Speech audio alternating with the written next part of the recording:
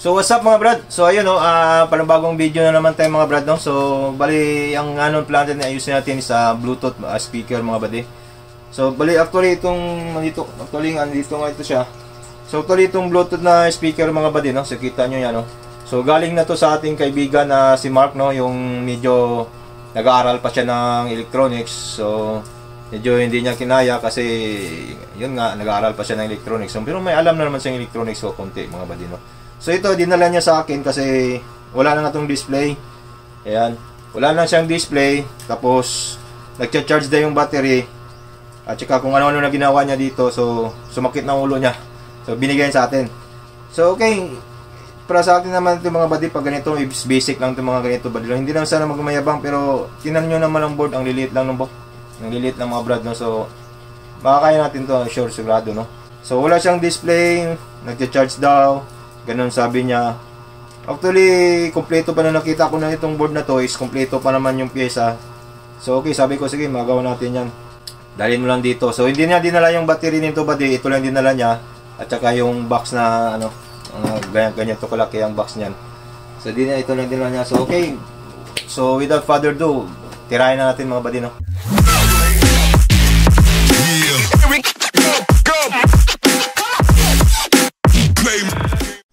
So ito na nga mga buddy no. So nakita ko pala dito mga buddy is na wala na yung charging port niya sa ano, yung 5 volts dito na charging port. Yan no. Yung sa ano to, sa cellphone. Yan. Ito 5 volts. So nawala na pala. Nawala ito. So okay lang, magawan pa natin ng paraan yan kasi meron naman siyang isa dito, ito. 5 volts din to na ano. Yung isang ano niya, charger niya. So meron naman. Buti na lang dalawa. So mayroon dito tayo makukuha ng charge. Actually nakukunik lang naman yun dyan eh. Kahit na mawala yan, meron naman ditong circuit niya nakukunik yan. Pakita ko sa inyo. No? Itong ano dito. Yung isang pin dito nga buddy. Yung left side. Papunta yan dito. Sa positive side ng ano niyan dito. So yun no. So gawin muna natin ito mga buddy. Linisan muna natin ang thinner to kasi minasakiringan niya ito. Linisan natin para makita natin yung linya niya, yung parts niya, kung may shorted ba siya or may capacitor ba na SMD na shorted. So linisan mo natin. Yun ang una natin ginagawa pag mga ganitong ano mga buddy no. So kuha lang tayo ng thinner natin.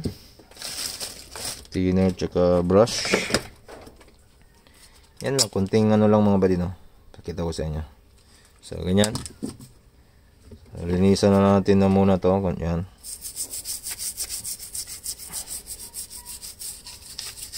Para makita natin yung line no. Kung may putol ba siya, may tempered ba, may shorted ba na ano. Kasi ito pag may shorted tong ano na tong abad eh. Kita ko sa inyo no. Itong ano niya, pag may shorted kasi yan dyan. Kasi tinanggal nga yung mga paa dyan eh. Kasi pag may shorted dyan, siyempre wala talagang ano dito. Walang supply dito talaga. Kasi nakakunik yung positive na left side dyan dito. Sa ano niya dito. Okay. So wala naman siguro. Nalinisan ko na. Yan. Linisan natin lahat. So malinis na siya.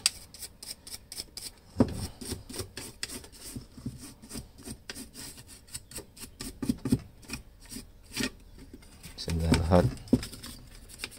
Ganda. Linisan natin. Okay. So malinis na siya. So unang i-check natin ito mga buddy, yung mga SMD no. Yan ang unang gagawin niyo mga buddy no. SMD niya kapasitor, yung mga SMD na kapasitor, nakita nyo no.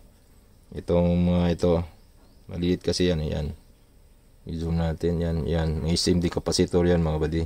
Yan, may SMD kapasitor. I-check nyo yan kung short ba siya. Yan, pag may short, so siyempre tanggalin nyo yan. Yan, at saka kung may minute ba na IC dito. Itong ampli IC nya, yung system IC nya. Ito. So, titingnan muna natin, supply muna natin ito ng battery. Bali, yung battery nito mga buddy no, is dalawang 3.5 to sa tingin ko. Kung di ako nagkamali. Kasi ito yung lagay ng battery niya. Pakita ko sa inyo yung 3.5 na battery na mag-isa lang ano. So, yan no, ito. Ito yung battery niya. Hindi ito sa kanya nandun yung battery niya na original. Ito is luma ko to. So, yan, bali dalawang battery na lagay dyan no. So 3 3.5 plus 3.5, so 7 volts mga buddy, no? So 7 volts ang supply ng ano nito, battery dito, no? Ito yung battery socket niya mga buddy, no? Ito yung battery socket niya. So 7 volts to. Hindi ako nakakamali, no? So tapos ito yung ano naman niya, itong volume niya mga buddy, no? Pakita ko lang, itong volume niya is may switch to buddy, sa likuran. Itong volume niya is may switch to. Narinig nyo? Nakiklik siya. So yan rin ang isang dahilan, no? I-check nyo rin yan. So i-check nyo rin yan kung may continuity itong dalawa. Pag i-on nyo, ito wag dito kasi sa volume yan. Ito yung switch ng volume, switch ng power, no? Itong dalawa na to, may continuity yan eh. Pag naka-off siya, siyempre zero continuity yon. Pag naka-on, 100%. So pag hindi siya nagano, so tanggalin nyo to.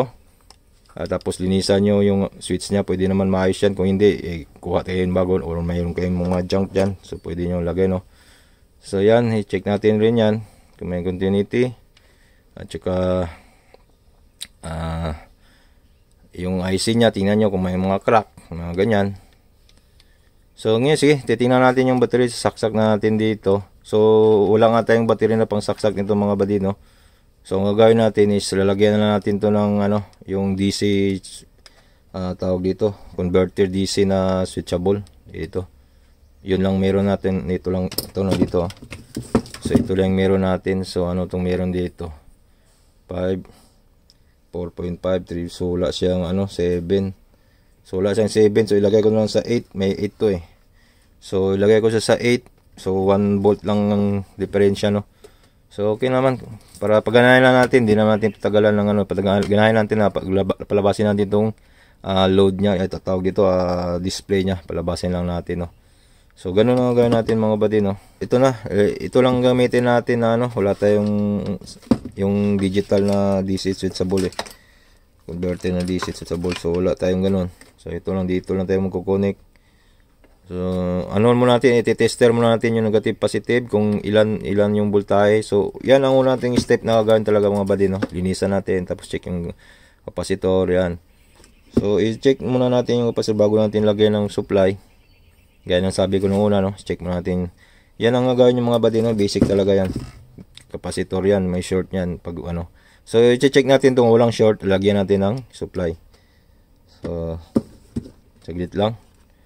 Ipopost ko lang, i-check ko yung mga ano, para hindi tayo tatagal, para hindi haba yung video natin mga buddy, no. So ipopost ko, tapos i-check ko isa-isa yan.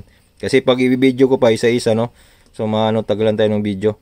Tagalan yung video natin. So yan, ipopost ko muna. Check natin yung capacitor isa-isa. So what's up mga buddy, no? So na-check ko na yung capacitor isa-isa mga buddy. So wala siyang short, good naman. So maganda naman, okay naman siya kasi walang short. So hindi na tayo mahirapan, no. So ilalagay na natin ngayon yung supply natin na sasabi ko sa inyo, switchable DC na converter ito, no? So na-check ko na rin to is 8 point something siya, no? So ipakita ko ulit sa inyo dito sa ating tester. DC tayo. Yan. Tapos siyempre i-connect rin natin tong ano natin, saksakan.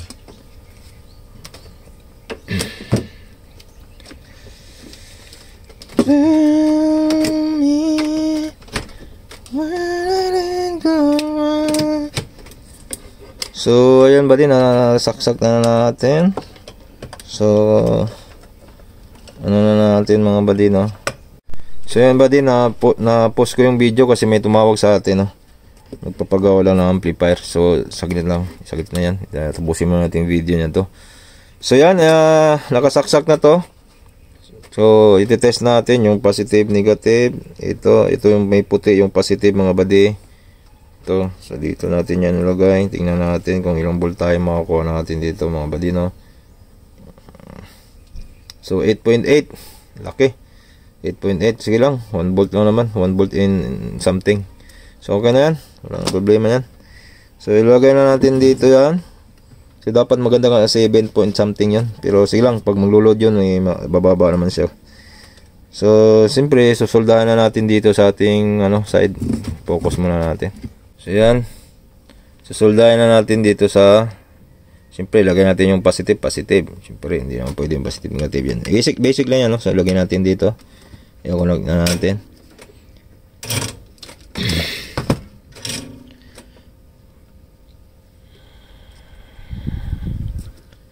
Yan, soldahin natin ng maayos na walang short, no.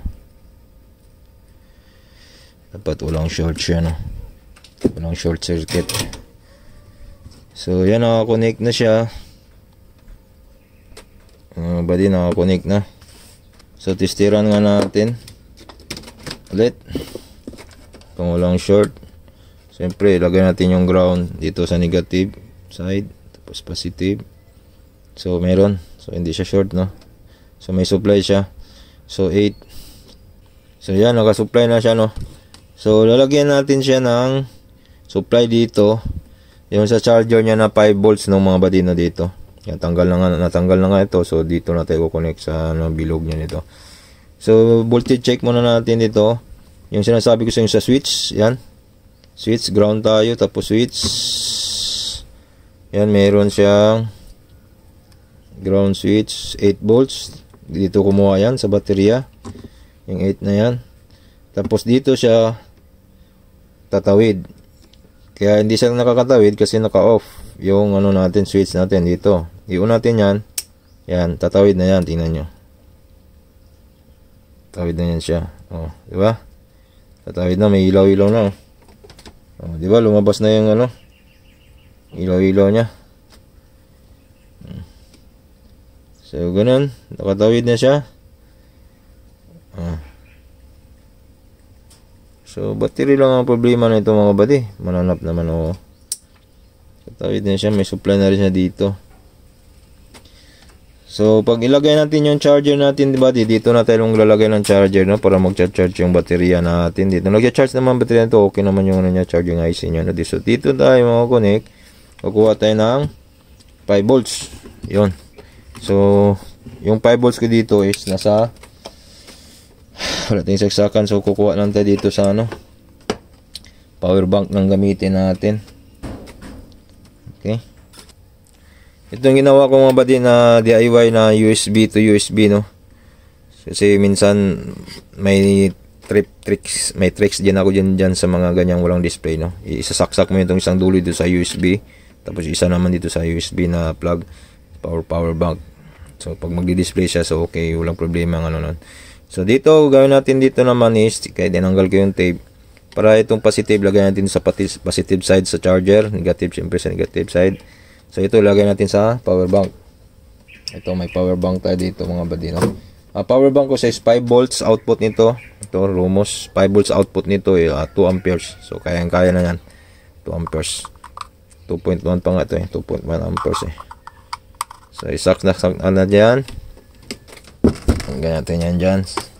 So ito isusolda natin doon sa yung sinasabi ko sa inyong ano, dito banda, kasi wala na yung charger ng ano, dito na.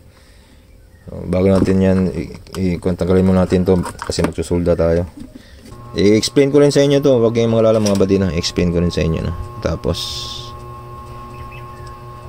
okay, mag-alala mga buddy, matutunan din nyo ito. Simple lang to, basic lang to mga buddy. Sa mga baguhan, titingnan nyo, panoorin nyo to, no. Pero sa mga master na dyan ng electronics, siguro ako na tuturuan nyo, hindi na kayo. Skip nyo ng video to pag ano, master na kayo, no. So be sure na hindi nag-short, no. Yan talagang ano na natin na walang short. Yan ang una-una talagang ano natin. Pag mag-iinang tayo, be sure talaga na wala siyang short. Hiwalay mo yung talaga yung negative positive na yan, no. Itong pula, itim. So yan, naka ano na siya, nakalagay na yung 5 volts itong ano nito dito. Yan, tapos ito isa supply na yan dito. So hindi na ko napabaan yung video mga buddy kasi may customer nagantay sa atin, no, paayos ng amplifier. So hindi ko nababaan yung video, pero i-explain ko pa rin sa inyo para siyempre para may matutunan tayo, no. So itong ano, negative positive, red at black, dito yan sa ating, dito yan, oh, dapat, oh, kasi wala na yan, naputol na yan, tinanggal na yan, siguro sa kasaksak siguro na tanggal yung doon. Buti na mayroon din dito. Yan, so dito tayo kumabit ngayon, yan, charging yan. Doon din papunta yan, dito rin papunta yan, oh. So yan, oh. USB niyan. I-connect ko lang dito sa ating power bank, no, para mag-charge siya. Yan. Kung may battery kayo mga buddy, no, yan, halimbawa kung may battery na kayo dito, no, halimbawa may battery na kayo dito nakasalpak, so magcha-charge na yan siya buddy. Okay naman yung ano niya, tinister natin, so may pumapasok naman na ano. So yung ginagawa muna natin itong ano, kumbaga ito yung baterya natin, mananap na to, wala kasi hindi dinala yung battery na yun eh. So yan ang ano natin. So yan, ganun lang mga buddy, basic lang siya, no. So be sure na tingnan nyo muna yung battery nya, kung ilan yung battery. Kung isa lang, so lagay nyo dito is 3.9 pinakamataas, 3.5 pataas siya hanggang 3.9, no. Yung full charge ng isang battery na ganito, sana yung kinakita ko sa inyo na battery, yung bilog ito 3.9 ang pinakaano nito. May iba 3.5, no, pero ito yung dating okay pa to, 3.9 siya, no. So 3.9, 3.5 okay lang yan. Pag kung mag-isa yung dalawa, i-series nyo, ay parallel nyo pag dalawa, no. So dito, so additional siya 3.5, alam nyo na 7 volts, okay. So yan na, ano na siya, gano'n na. Iuna natin, saksak na yan. Yun na natin siya. So lagyan mo natin ng speaker to. May speaker ako dito sa galing sa junk. Ito, maliit na to. Malaking speaker nito mga pare. Itong board na to kasi D12 ito nakalagay, oh. 12 inches, oh. 12 inches nakalagay diyan. Malaking ano to, speaker to pala. Kahit isang kaya ating di pa lang pero malaking speaker. So ito lagay natin to mga buddy para ano lang natin yung tunog.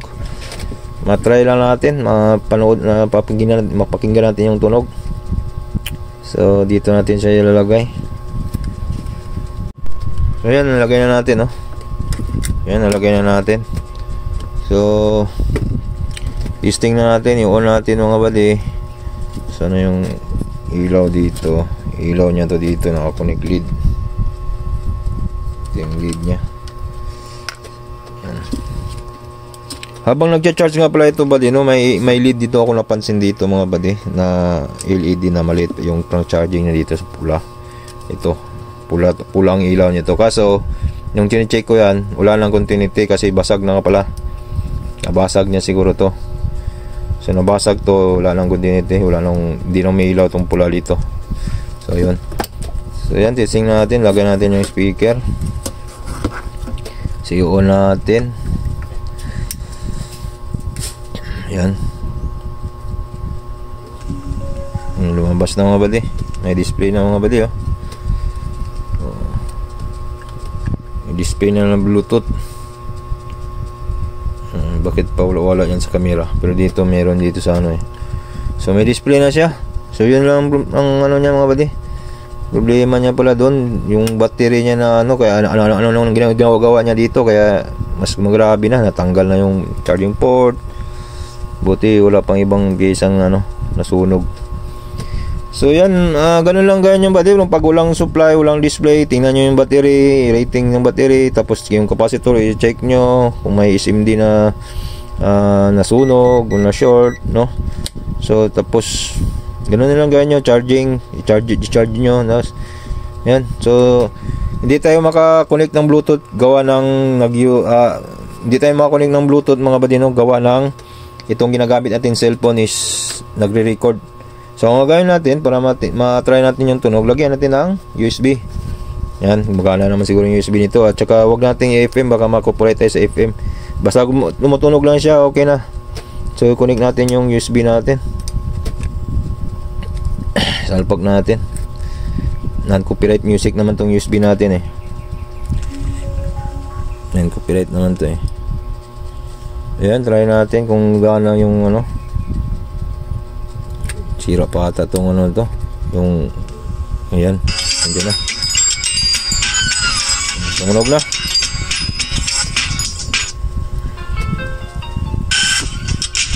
Ayan buddy, tumunog na mga buddy, no. So okay na. So pwede na, masaya na si ano nito, si buddy. So hindi na natin pabaan yung ano mga buddy, no? So okay na, tumunog na siya. Yan lang yung problema na to. Sasakit daw ulo niya eh, ganun lang. Sabagay, maano natin, intindihan naman natin kasi nag-aaral pa siya ng electronics. Pero may alam na rin siya sa mga ano. Tip ko sa inyo mga buddy, no, pag umayos kayo ng ito, kahit anong electronics ayusin nyo, TV, mama niya, radyo yan, amplifier, ang gawin nyo talaga buddy, ang una talagang matutunan natin is voltage checking. Yon talaga mga buddy, una natin malaman. Kasi pag alam mo yung voltage mga buddy, halimbawa ito 5 volts to dito, ganyan. So alam mo, kasi pag hindi mo alam yung voltage checking, kahit alam mo yung mga pangalan ng mga SMD na yan, wala rin, di ba? So yung continuity test, alam nyo yan, ganyan. So ganun lang mga buddy, no? Pag alam nyo yung mga voltage check na yan, importante talaga yan sa mga electronics technician voltage check. So pag alam nyo yan, solve na, okay na kayo, technician certified na kayo yan. So ganyan mga buddy. So that's it mga buddy, no? So hindi natin pahabaan tong video kasi may nag-antay sa atin. So yan. Ayan mga buddy, so basic lang mga buddy, no? So pag alam nyo talaga mag voltage checking, mga connection ng ano is okay na kayo dyan. Alam nyo, ma-repair talaga 100%, no? So maraming salamat mga buddy, no? So kung may katanungan kayo, huwag kayong mahiya, libre yan, mag-comment kayo. Kung may katanungan kayo, i-comment nyo. At pag hindi tayo busy, may time tayo, siyempre sagutin natin yan agad-agad mga buddy. Huwag kayong magalala mga buddy. So ganun lang mga buddy, thank you so much for watching. Sana may natutunan naman kayo sa video na to, kahit papaano, no? Kahit basic na ano lang, may natutunan tayo sa ating mga kaibigan dyan, sa ating mga viewers dyan na baguhan. So sa mga napadaan dyan, please subscribe para updated tayo sa ating next video. So nag-upload nga pala tayo ng mga unboxing, review, ganito, repair. May munting electronic shop tayo dito. Nag-repair tayo ng electric fan, lahat ng ano, electronics, kahit electric fan, nire-repair natin yan, digital, mga ganon. Mga computer, yan, nag-repair tayo mga computer. So wala lang tayong upload these past days kasi nasa ano tayo, vacation tayo. So medyo na-itino nga tayo sa dagat, no. So, ganun lang mga buddy, salamat talaga sa pagpapanood. So kung may comment kayo, please comment lang, no. So thank you so much, God bless, peace yo, bye bye.